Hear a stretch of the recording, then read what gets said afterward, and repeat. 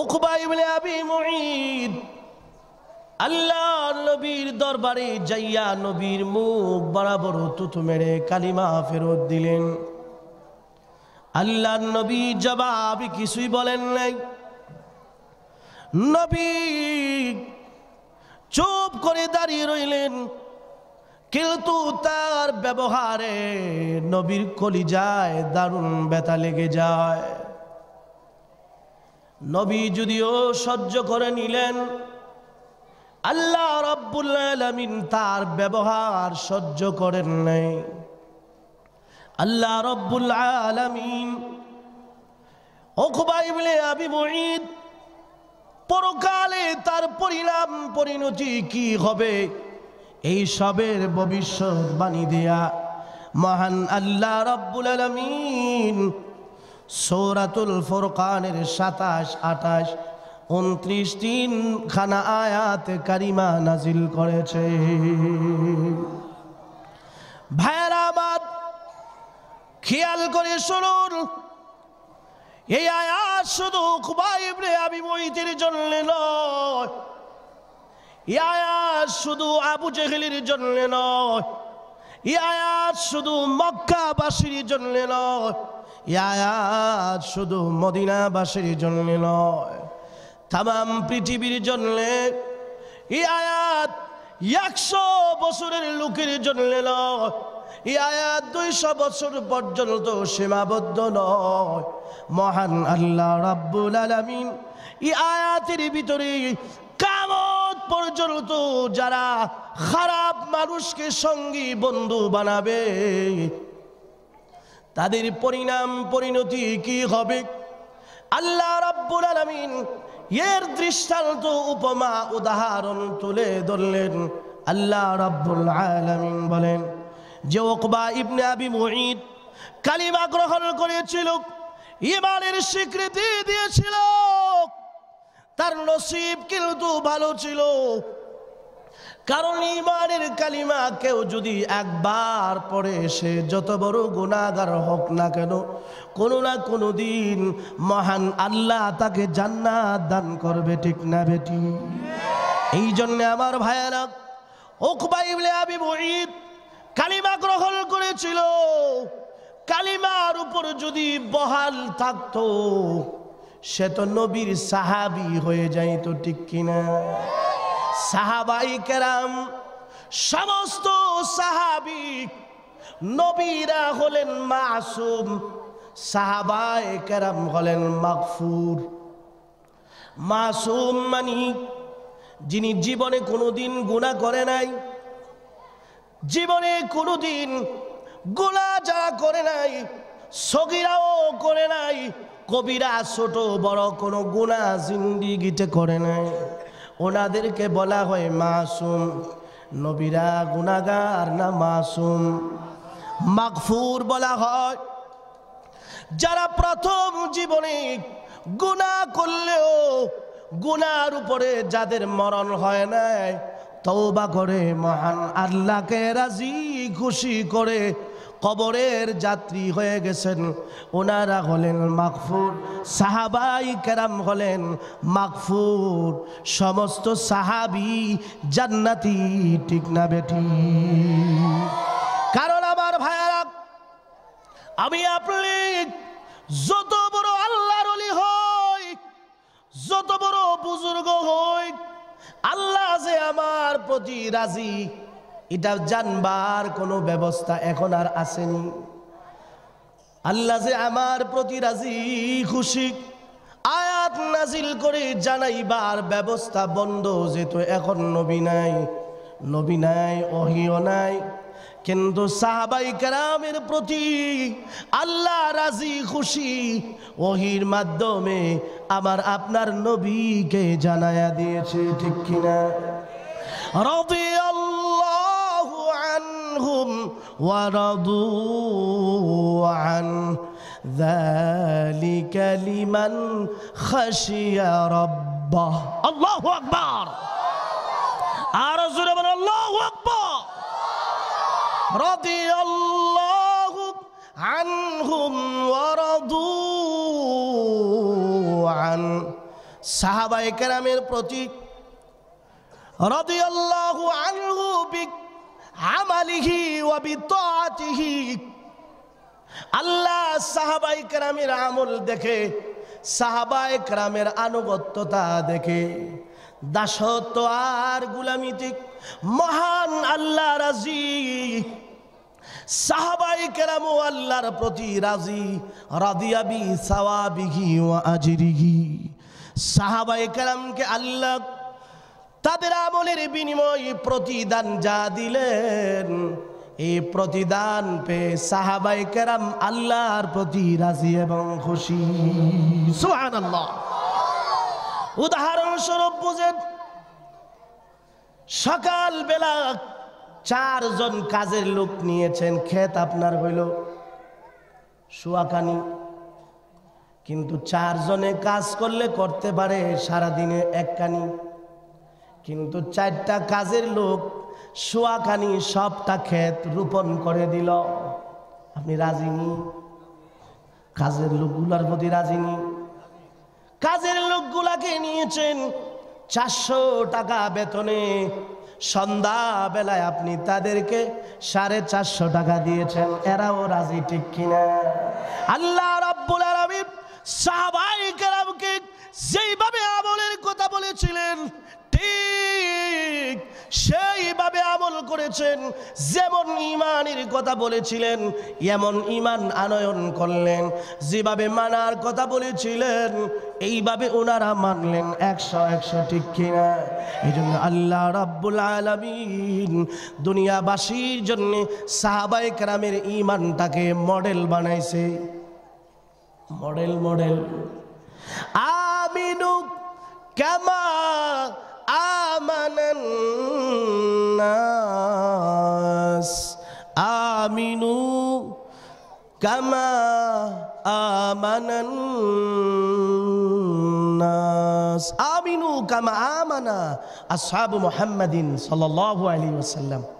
ও পৃথিবীর মানুষ, তোমরা ঈমান যে আনবা, তোমাদের ঈমানের ড্রয়িং কি, ম্যাপ কি, প্ল্যান কি, ঈমানের নমুনা কি? নমুনাটা কি?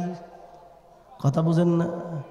বিল্ডিং বানানোর আগে রাজমিস্ত্রি যিনি হয় তিনি বলে, চাচা বিল্ডিং যে বানাইবেন আপনার কোনো ম্যাপ আসেনি? কোন বিল্ডিং এর মতো বানাইতে হবে একটা উদাহরণ দেখা। তখন ইঞ্জিনিয়ার দিয়ে ড্রয়িং করা হয়। আল্লাহ রাব্বুল আলামিন বলেন, এ সাহাব দুনিয়ার মানুষ, তোমরা যে ঈমান আনবা, তোমাদের ঈমানের ম্যাপ, ঈমানের ড্রয়িং, প্ল্যান হইল সাহাবায়ে কেরাম যেমন ঈমান এনেছে তোমরাও এমন ঈমান আনয়ন করো, সাহাবায়ে কেরামের মতো তোমরাও আল্লাহর জান্নাতি হয়ে যাবে। ফাইন আমানু বিমিসলি মা আমানতুম বিহি فقد اهتدوا وإن تولوا فإنما هم في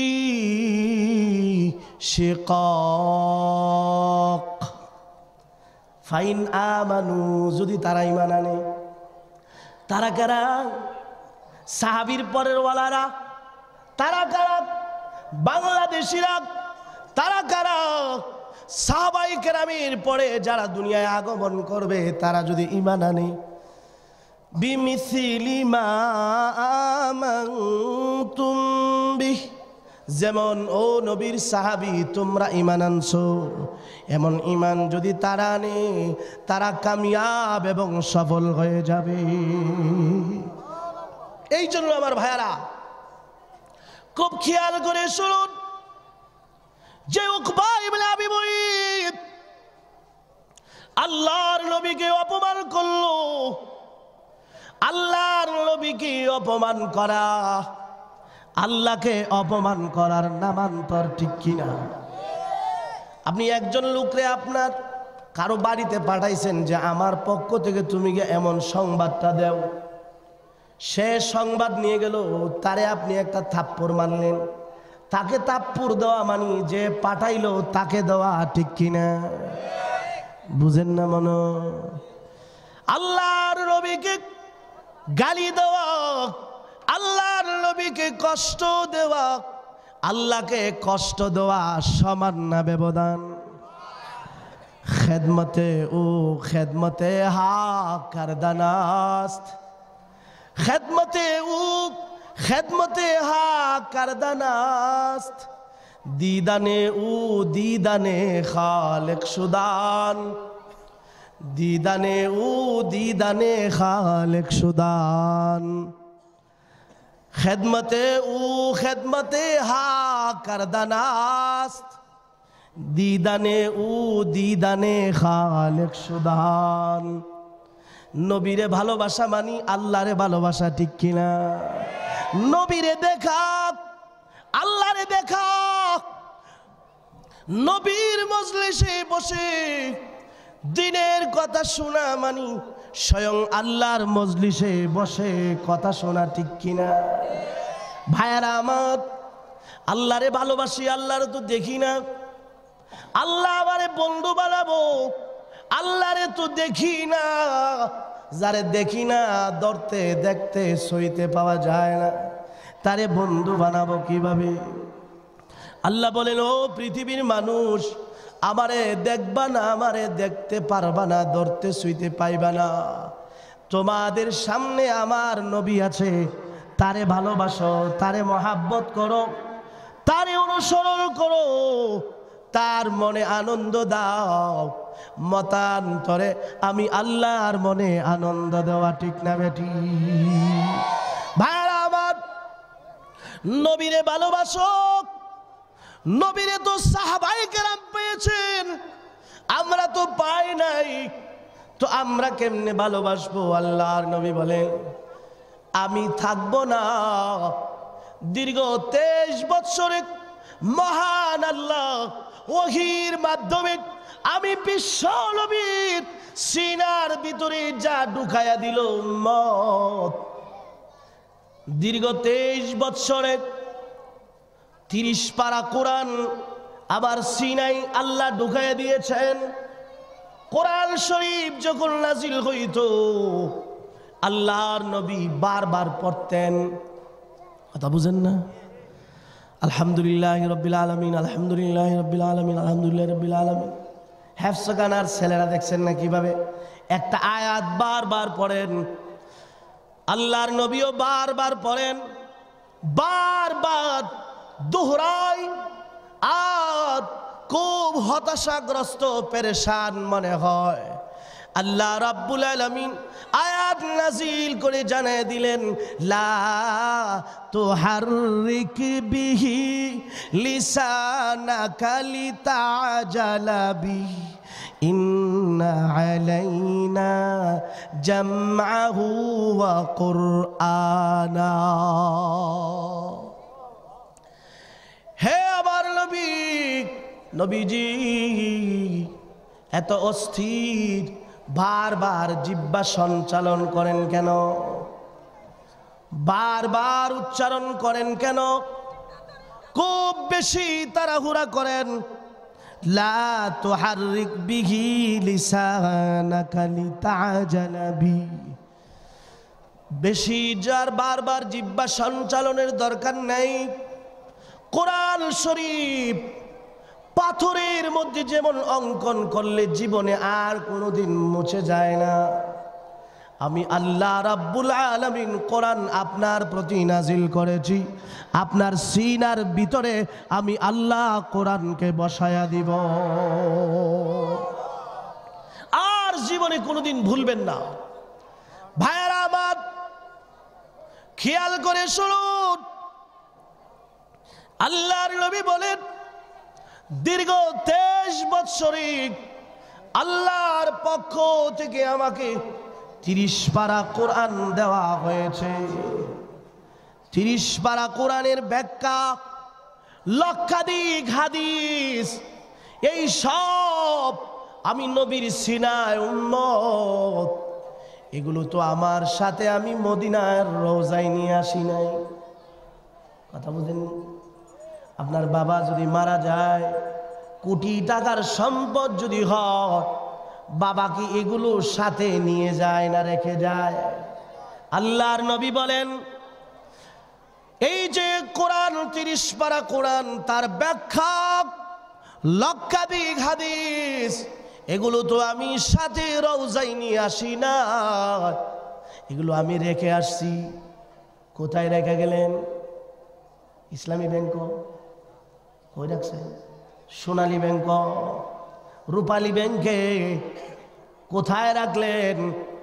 বিশ্ব ব্যাংকে, সুইস ব্যাংক, ন্যাশনাল ব্যাংক, সরকারি ব্যাংকে? সুবহানাল্লাহ। আল্লাহর হাবিব বলেন, আল্লাহর দেওয়া আমানত আমি নিয়ে আসি না, আমার উম্মতের উলামায়ে কেরামের সিনায় আমি রেখে এসেছি।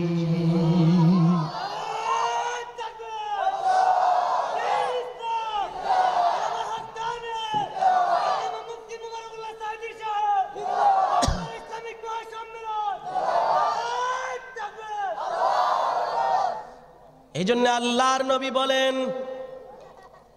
আল উলামা ওয়ারাসাতুল আম্বিয়া, নবীগণ আলেমগণ হলেন নবীদের ওয়ারিস। ওয়ারিস মানে কি বুঝেননি? ওয়ারিস এমন জিনিস, আপনার বাবা মৃত্যুর পরে আপনি অটোমেটিক তার মালের মালিক বানান লাগে না? না বানান লাগে, শৈলন লাগে। ওয়ারিস মালিক আপনার বাবা দুনিয়ার জমিন থেকে চোখ বন্ধ করার সাথে সাথে অটোমেটিক আপনি সবের মালিক হয়ে গেলেন। আগে আপনার বাবার সাইনে টাকা উঠতো, এখন ব্যাংক থেকে আপনার সাইনে টাকা উঠবে, ঠিক কিনা? বিশ্ব নবী রাহমাতুল লিল আলামিন আল্লাহর নবী বলেন, উম্মত ভালো করে শুনে নাও, এই সব আমানত, এই সব এলেম আমি নিয়ে আসি না, আমার উম্মতের হক্কানি উলামায়ে কেরামের সিনায় রেখে এসেছি। সুতরাং কথা কি দাঁড়াইলো? খেদমতে ও খেদমতে হক কারদানাস, খেদমতে ও খেদমতে হক কারদানাস, দিদানে ও দিদানে খালেক সুদান। আলেম রে সম্মান করা, মহাব্বতের সাথে আলেমের মজলিসে বসা, আলেমের সাথে বন্ধুত্বমূলক কলিজা দিয়া ভালোবাসা মহাব্বত করা, স্বয়ং বিশ্ব নবীকে ভালোবাসার সমান সওয়াব, ঠিক না বেটি? নবীরে কষ্ট, আলেমরে কষ্ট দেওয়া, নবীরে কষ্ট দেওয়ার নাম তোর কোনো ব্যবধান নাই। নবীরে কষ্ট দিয়া জান্নাতে যাওয়া কি সম্ভব আমার ভাই? কথা বলেন না কেন? अगर खाही हम नशीनी बाखुदा, अगर खाही हम नशीनी बाखुदा, गो नशीनी दर हुजूरे औलिया। তুমি যদি আল্লাহর দরবারে বসতে চাও, আল্লাহ তো এমন জাত, লাখ يدركه لا تدركه الأبصار وهو يدرك الأبصار وهو اللطيف الخبير।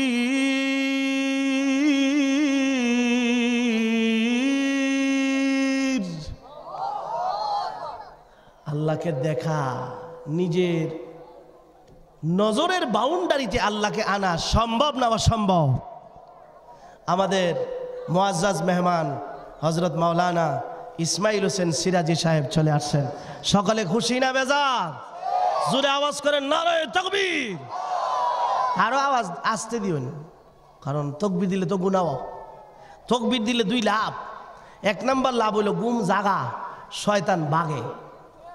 নাহলে আসতে বললে তো সওয়াব হয়। আল্লাহর তাকবীর আসতে দিলেও সওয়াব আছে, জোরে দিলেও সওয়াব, কিন্তু জোরে দিলে এক্সট্রা দুইটা লাভ আছে। গুম জাগা শয়তান ভাগে। এই জন্য জুড়ে দেন নারায়ে তাকবীর। মানুষ অনুযায়ী এমন হইছে না, আওয়াজের বেলা বকিলিত করেন কি লিগা? এই কণ্ঠটা গলাটা কে দিছে? এটা যদি আল্লাহরে দিতে দেওয়া ভাইটাও জায়গা কোনো অসুবিধা নাই, ঠিক না বেটি? ফিরোজ শাহ একজন গানাদার, নিজে গান লেখছে, নিজে কণ্ঠ দিছে, নিজে গানটা লেখছে, নিজে কণ্ঠ দিছে, নিজে স্টেজও গাইছে, বুঝুন না? 1 সেকেন্ডের নাই ফারুন না, নাই তাহলে 1 সেকেন্ডের নাই ভরসা,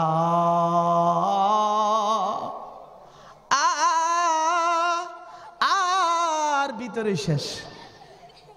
আল্লাহ কয় তোর গানটা তুই লেখছস, তুই কণ্ঠ দিছস, তুই স্টেজে টান দিছস। 1 সেকেন্ডের যে আসলে নাই ভরসা, এটা অন্যরে দিয়া বুঝাইলাম নাই, তোরে দিয়ে বুঝাই দি।